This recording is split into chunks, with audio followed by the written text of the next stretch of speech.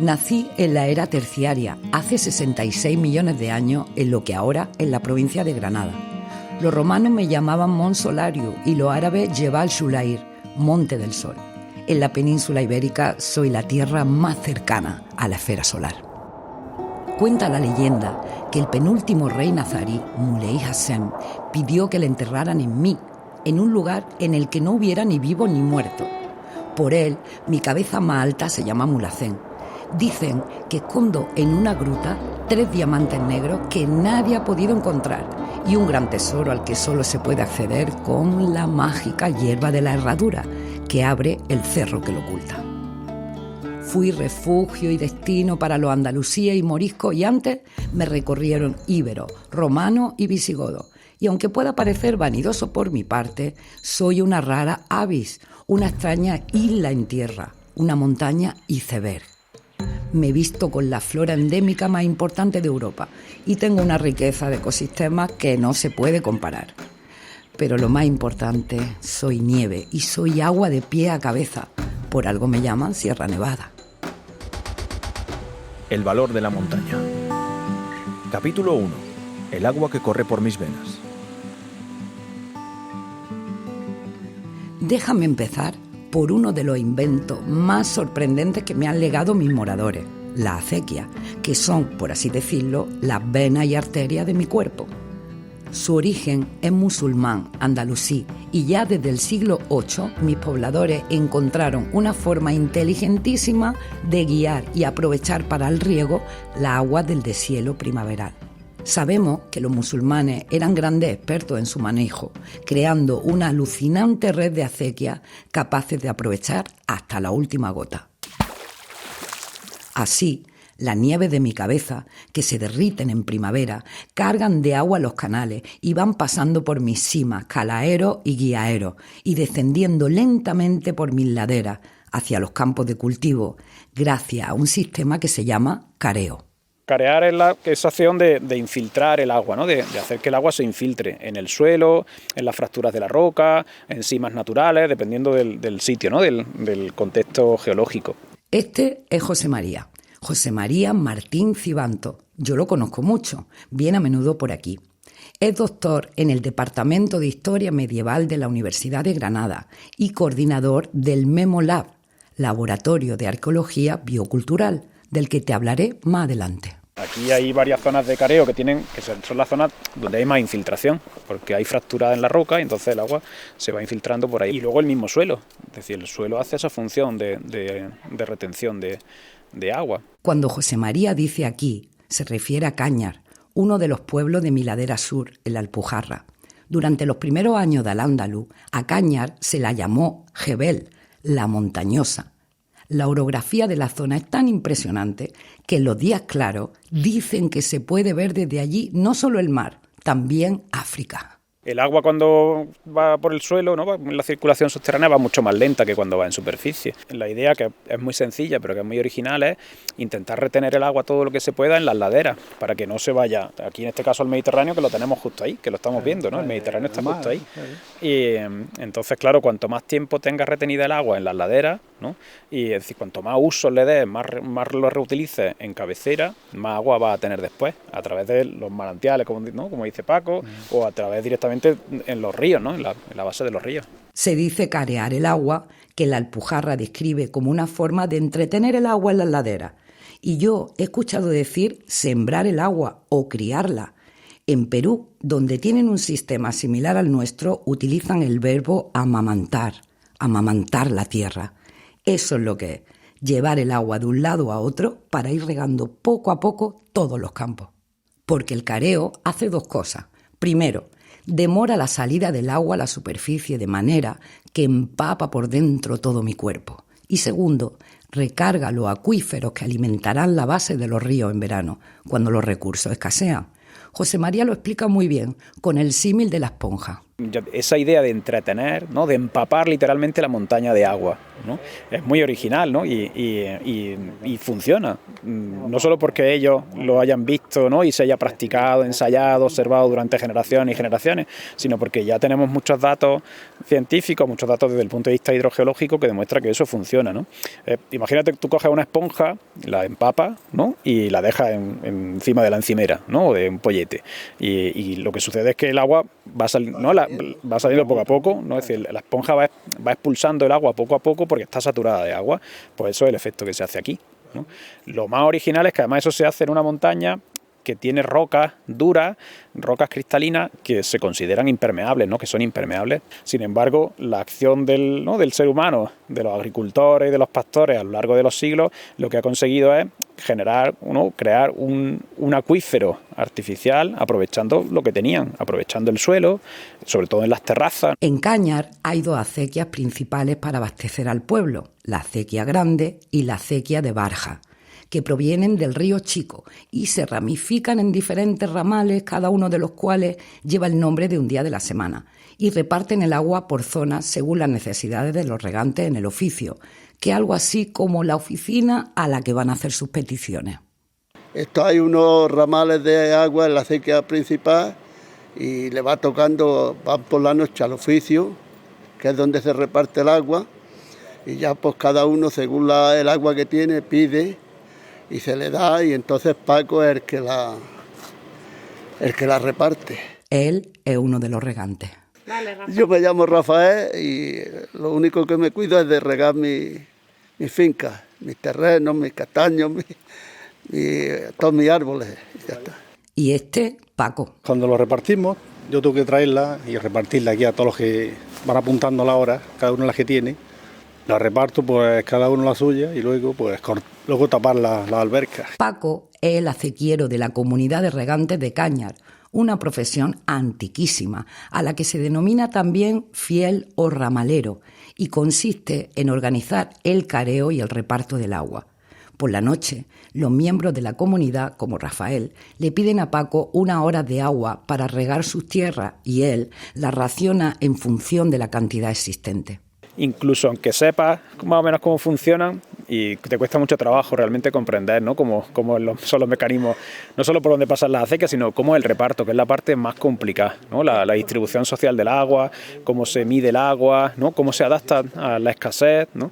Y esa parte es enormemente compleja. Las comunidades de regantes aplican unas prácticas que tienen siglos de historia. Por ejemplo, en otoño e invierno, cuando el agua es abundante, el riego se hace a tajo, siguiendo un orden por turno sin límite temporal. Pero cuando escasea, se reparte por minutos según la extensión, teniendo en cuenta que el agua fluye por cada ramal a unos 30 litros por segundo y que la unidad más común para medir la superficie es el marjal, que equivale a 526 metros cuadrados. Por cierto, siempre se ha creído que esa era la medida del patio de los Leones de la Alhambra, pero en 2011 se comprobó que no. Hay un cálculo de caudales, de volúmenes de agua y de superficie de tierra. Hay unos derechos que son fijos, ¿no? Pero aunque sean fijos, se adaptan al volumen de agua disponible, ¿no? A las condiciones climáticas de ese año. Pongamos que una persona tiene derecho a 1 hora de riego. Si ese día se calcula que hay menos agua, el tiempo se reduce, por ejemplo, a 15 minutos para que todo el mundo reciba su parte. Como te imaginarás, hay que tener en cuenta muchos factores y los cálculos no son fáciles. Y claro, si eso lo mezclas con la topografía, ¿no? Y topografía, da igual que estemos en las zonas de ladera, de sierra, como aquí, o en las zonas de llano, porque cada una tiene su complicación, ¿no? Con la cantidad de ramales que hay de acequias, ¿no? Y de albercas y de balsas, de partidores, de nombres de lugar, de topónimos, ¿no? Es un sistema tan enormemente complejo que realmente solamente ellos lo conocen. Y todo se basa en la tradición oral. Todo se basa en la tradición oral. Todo eso son mecanismos de defensa también de las comunidades de regantes, ¿no? De los propios regantes, de manera que eso es lo que ha evitado una injerencia por parte de poderes exteriores, ¿no? Un noble, un obispo o del propio Estado a lo largo de la historia, porque solamente los regantes, y de hecho incluso solamente algunos regantes conocían el sistema completo, ¿no? Y que han sido los que habitualmente han llevado ese manejo, han sido los responsables de las comunidades de regantes, han sido los jueces, ¿no? Los jurados de agua para resolver los conflictos. Esto que cuenta José María es muy interesante. Aunque un pueblo como Cañar siempre ha estado vertebrado por la acequia, hasta hace bien poco no existía ningún mapa físico. Estaba solo en la cabeza de los acequieros y los regantes, que se lo han ido pasando uno a otro a lo largo de los siglos de forma oral. Ahí, pero yo no tengo nada. Yo es que la sé de memoria. Memoria, como aquí se sabe de aquí memoria, con el coche arriba, no que no está aquí, está en lo alto. Tengo que salir temprano, a las 7 de la mañana, y a las 8 hay que traerla para abajo. Y probablemente hubieran seguido así, sin ningún plano del regadío, si no llega a ser porque tuvieron que hacerlo para la regularización a la que obligó la Confederación Hidrográfica. Mi nombre es Francisco, para los amigos Fran, y nada, aquí un cañarete retornado de Cataluña. Francisco es además el hijo de Rafael. Yo hice el proyecto para la concesión del caudal que presentamos a la Confederación o al organismo de Cuenca. La concesión es el reconocimiento por parte de la Administración del derecho a uso del agua, ¿vale? Aunque aquí el derecho del agua es un derecho ancestral, ¿vale?, que viene desde hace muchos siglos. Por ley tenemos que tener ese reconocimiento por parte de la Administración, ¿vale? Es eso. Entonces yo hice el documento técnico que consistía en una memoria, ¿vale?, donde describíamos toda la superficie de riego que tiene el municipio y todas las infraestructuras de riego, ¿vale? Todo lo que es la cartografía de las acequias, las albercas, ¿vale?, las tomas, dónde están las captaciones. Cañar tiene unos 200 y pico comuneros y alrededor de 36 kilómetros de acequias principales, además de sus derivaciones que llegan a las fincas particulares. Déjame que te presente a un geólogo del proyecto Memolab, que te nombré al principio. Soy Sergio Marto Rosillo y científico del Instituto Geológico y Minero, que ahora pertenece al Consejo Superior de Investigaciones Científicas, y trabajo en la unidad que hay en Granada. Sergio explica que esos 36 kilómetros de acequia son solo una parte de la tupida red que teje toda mi sierra. Hay 750 kilómetros de acequias de careo en toda la Sierra Nevada, muchas de ellas operativas, y están por toda la sierra, desde Almería hasta Granada. Aunque, tristemente, algunas de esas venas y arterias de mi cuerpo se están secando. Sierra Nevada es una montaña pequeña que tiene 80 kilómetros de largo por 20 o 30 de ancho. Entonces esas acequias están repartidas por toda la sierra, en la cara norte y en la cara sur, desde Almería hasta Granada. Lo que pasa es que en la falda sur, que es más seca, hay más tradición, y en la falda norte se han perdido muchas de ellas, porque la población se va haciendo mayor, cada vez hay menos gente en los pueblos, y cada vez hay menos agricultura de montaña. Para que te haga una idea de la importancia de este sistema milenario, el 80% de los puntos de abastecimiento de los pueblos de Sierra Nevada y su entorno dependen de él. Por eso, si se abandona una acequia y su manejo, los manantiales, por tanto los huertos, desaparecerán. Y con ello se pierde no solo un sistema de interés socioeconómico, sino también de interés cultural. Un rasgo de nuestra identidad, la suya como pueblo, la mía como montaña, como sabe muy bien José María, que un día comprendió de primera mano por qué es importante recuperar esa sabiduría ancestral en el manejo del agua para aplicarla a las nuevas formas de regar. En realidad empieza hace ya mucho tiempo, cuando yo ya hacía la tesis, y porque bueno, son sistemas de regadío de época medieval, de época islámica, que tienen en su mayor parte 1000 años de historia, ¿no? Entonces, en mi caso como historiador y como arqueólogo, pues una parte importante de nuestros paisajes son las acequias, son los sistemas de regadío, ¿no? Y claro, pues uno empieza desde esa perspectiva más arqueológica, académica, haciendo la cartografía, ¿no?, la prospección. Pero claro, si te quieres enterar de cómo funciona, lo que tienes que hacer es entrevistar a los regantes, que son los que saben no solo por dónde van las acequias, sino cómo se manejan, cómo funcionan, cómo son los derechos de agua, ¿no? Y haciendo un día una de estas entrevistas, no en la cara sur de Sierra Nevada, sino en la cara norte, en un pueblo que se llama Ferreira, pues un agricultor ya mayor me preguntó, dice, bueno, ¿esto para qué sirve, no? Y claro, pues yo le intenté responder de manera así un poco, ¿no?, académica, ¿no?, diciéndole pues la importancia que tienen las acequias como patrimonio, como historia, porque son de época de los árabes, ¿no?, y tienen 1000 años. Y claro, el hombre me miró así como diciendo, eso está muy bien, pero bueno, ¿y eso para qué sirve?, ¿no? Y claro, cuando yo intenté luego darle una respuesta un poco más técnica, ¿no? Diciendo, bueno, pues estamos haciendo una cartografía y va a ser la primera vez que la comunidad de regantes va a tener un mapa de sus acequias, ¿no? Y va a poder con eso también hablar con la administración, ¿no? Y pues el hombre me miró igual y me dijo, dice, bueno, eso está muy bien, pero ¿y eso para qué sirve? Y aquí es donde el saber popular y el saber científico se tocan y donde vuelvo a hablarte del proyecto Memolab, Laboratorio de Arqueología Biocultural. ¿Te acuerdas? La oportunidad surgió en 2014 con el proyecto Memolab de intentar hacer algo, ¿no? Algo diferente.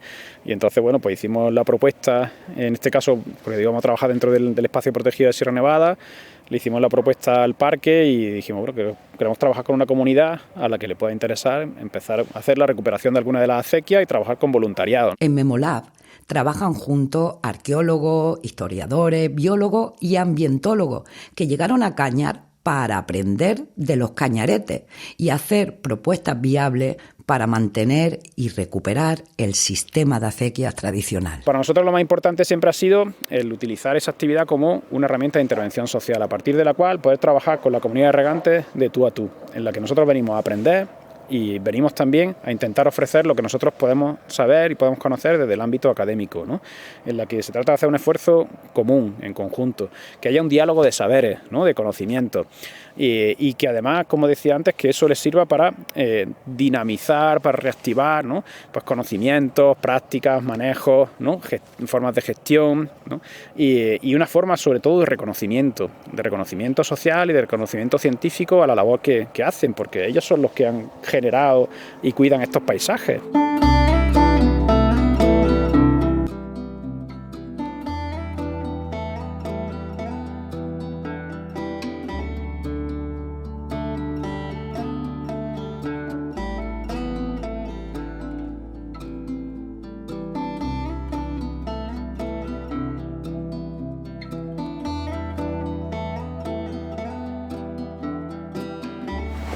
No, las compuertas que yo te decía.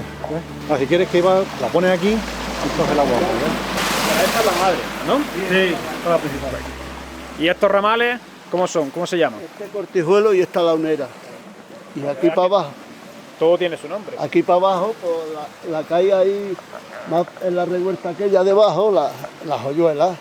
Y luego hay otra que se... No. Otro ramal de ahí, de las hoyuelas. José María y sus compañeros sabían que si querían conservar la acequia, debían cuidar también a los agricultores, pastores y regantes, sus prácticas, conocimientos y formas de gestión.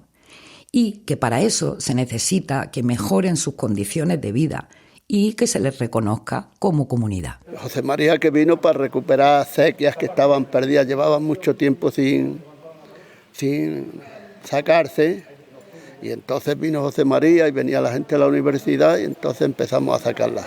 Claro, al principio pensaba, bueno, van a venir los universitarios, van a estar un ratillo de fiesta, van a hacer poco, ¿no? Y no se va a poder sacar y restaurar la acequia, ¿no?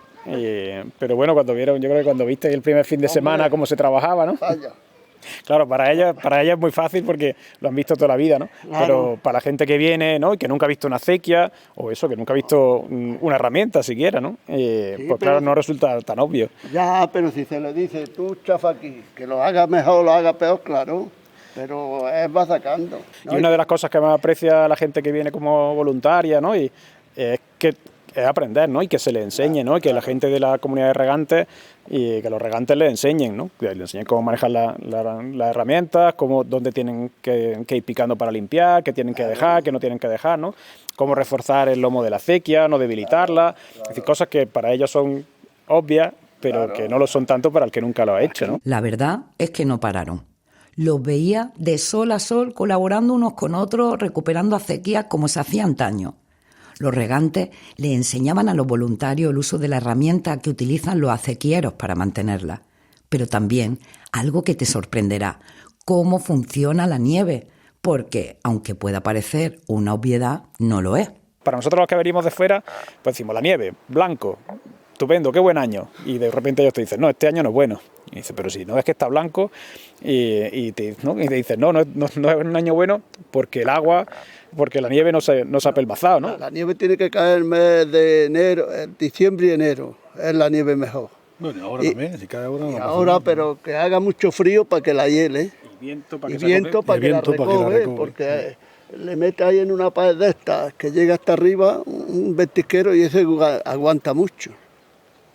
La nieve donde más aguanta es los Claro, ventisqueros, los ¿no? ventisqueros. Porque se acumula y se apelmaza y se hace hielo. Nosotros necesitamos nieve, bastante y cierto viento para que la nieve la apriete en los neveros y aguante después los meses de verano.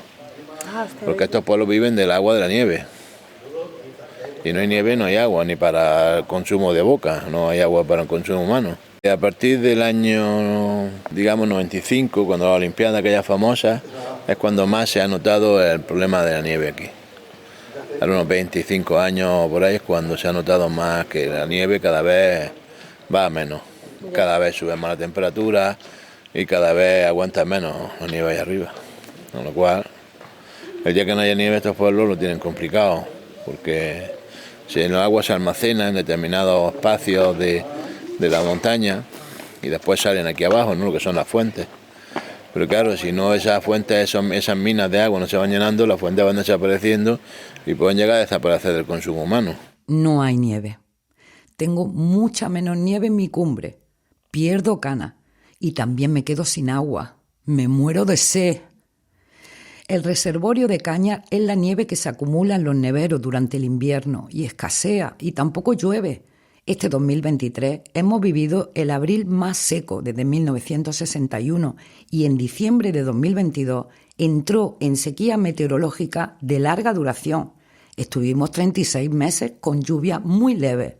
Yo lo noto, y los agricultores y los ganaderos también. Hombre, por aquí nunca se ha regado por goteo, como había mucha agua, lo que pasa es que ahora como no llueve hay poca agua, pero antes había mucha agua y se sembraba todo y se criaba todo.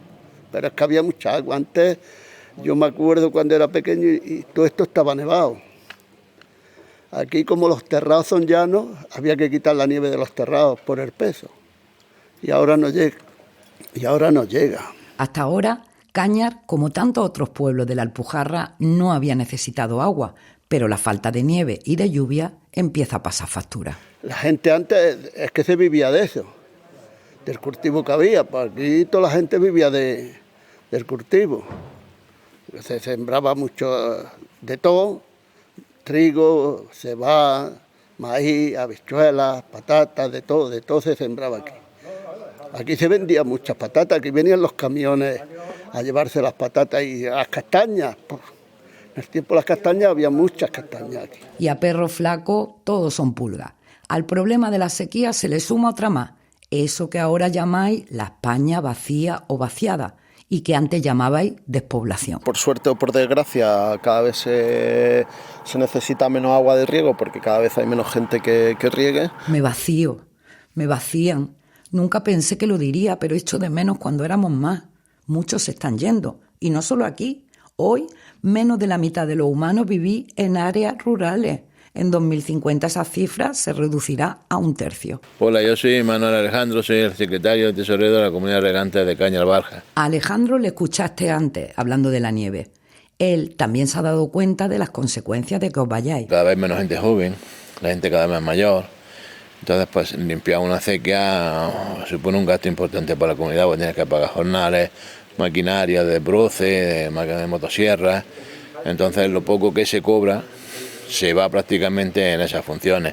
Si un día tienes un problema con una acequia que se te rompe, una alberca que pierde agua, lo que sea, pues la verdad es que es un problema. Y hablando de problemas, hay un tercero que oigo que repiten quienes viven en mi entorno: la política, la administración, los choques entre quienes legislan sobre el territorio y la realidad de los que viven y trabajan aquí. Por mucha formación que tú tengas y por mucho que hayas estudiado, tú te tienes que bajar al terreno y tienes que empatizar con la gente del lugar. Lo que es aplicar la normativa a rajatabla, ¿vale? Pero no es una normativa adecuada a la zona en la que nos encontramos en muchos casos. La normativa conservacionista pura y dura, ¿vale? Desde el punto de vista de la conservación.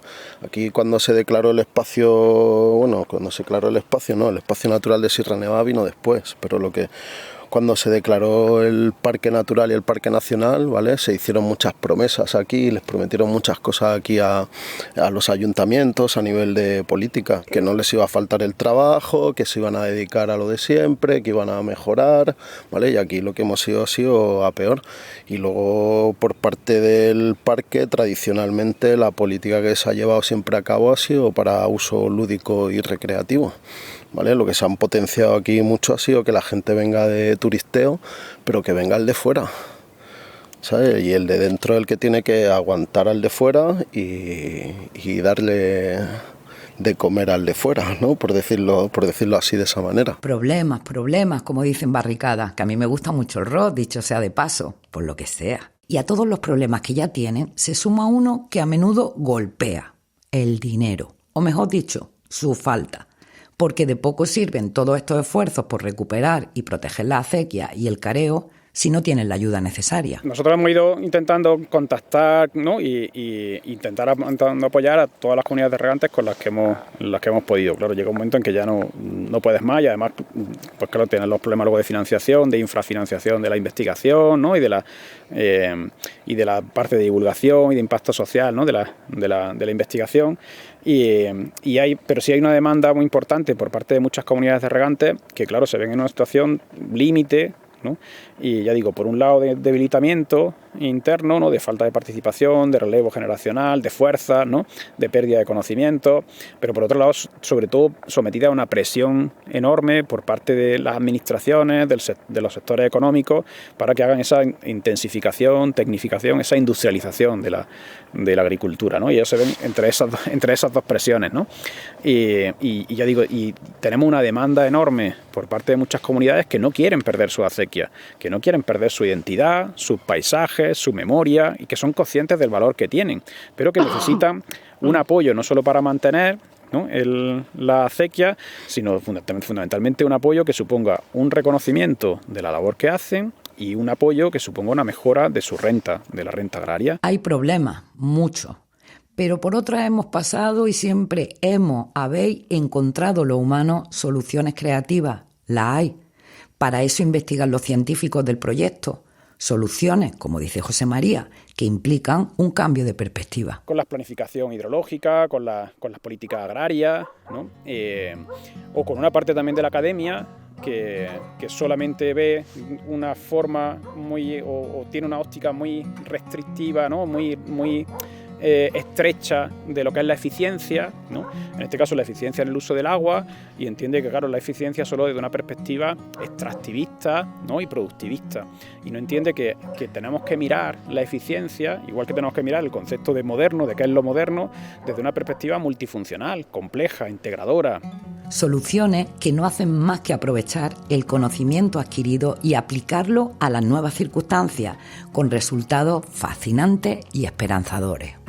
Sergio, el científico del Instituto Geológico y Minero que escuchaste antes, junto a sus compañeros, han descubierto que los sistemas tradicionales de careo son una respuesta a las carencias modernas, que podemos sacar partido a lo que las comunidades han aprendido de siglos de experiencia y aprendizaje. Nosotros ya llevamos como unos 8 años haciendo una investigación de los sistemas de manejo del agua que se utilizan en Sierra Nevada, porque son un ejemplo de lo que ahora se llama solución basada en naturaleza.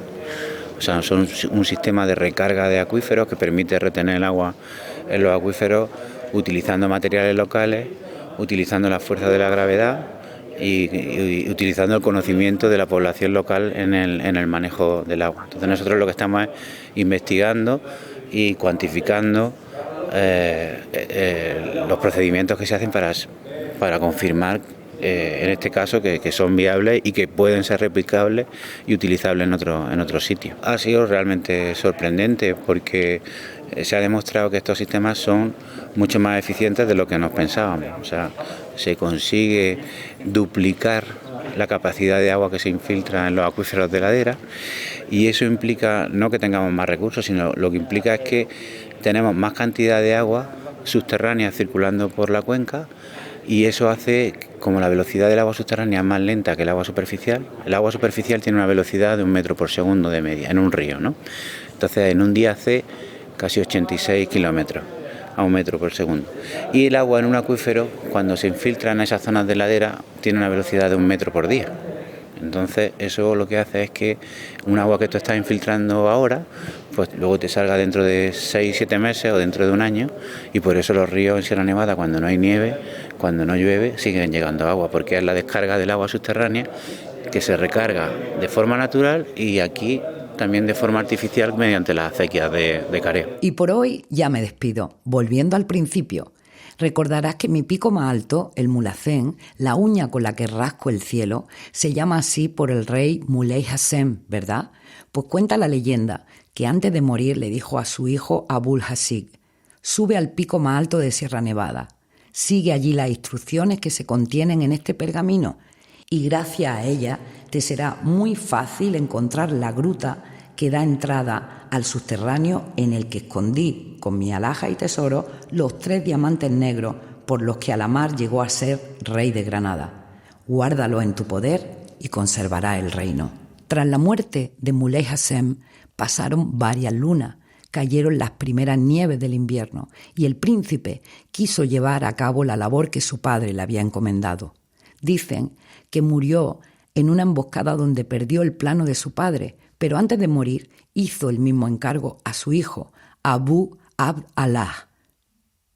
Dicen que éste debió de encontrar cortados los pasos por los hielos que atraviesan toda mi sierra.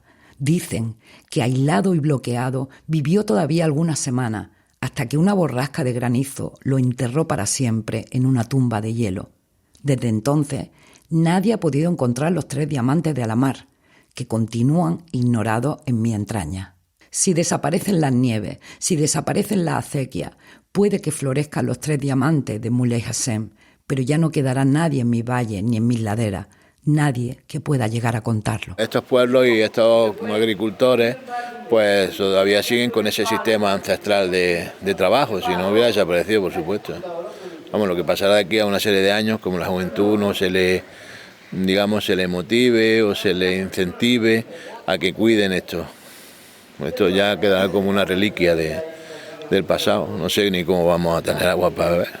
Tendrán que venir con camiones y cisternas. Como siga subiendo la temperatura y el cambio climático y no se favorezca un poco la conservación y el mantenimiento de estos sistemas de riego, llegará, sí, seguro. Aquí, para que esto volviera a coger el protagonismo que tenía un poco antes, es no volver a la época de nuestros padres y nuestros abuelos, porque sería dar un paso atrás en calidad de vida, pero por lo menos que la gente que viva aquí, que trabaje aquí, si la mayoría de los que estamos aquí nos queremos quedar aquí. O sea, no hemos venido de fuera porque lo que realmente nos gusta es nuestro pueblo, donde nos hemos criado de chicos, donde hemos vivido nuestras aventuras de niños, ¿sabes? Pero que si esto fuera rentable para poder dedicarse a vivir como antiguamente, que con poco más de una hectárea y pico de labor y poco más, pues la gente podía vivir del campo. Ahora, ¿qué es lo que necesitas? Industrializar el campo para poder vivir de él,